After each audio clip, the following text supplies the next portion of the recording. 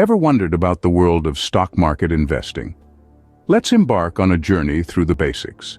Picture it as a grand game of strategy, where knowledge is power and patience is key. First up, we have stocks. Simple enough, right? A stock is a share in the ownership of a company. You buy stocks, you own a part of that company. Next, the stock market.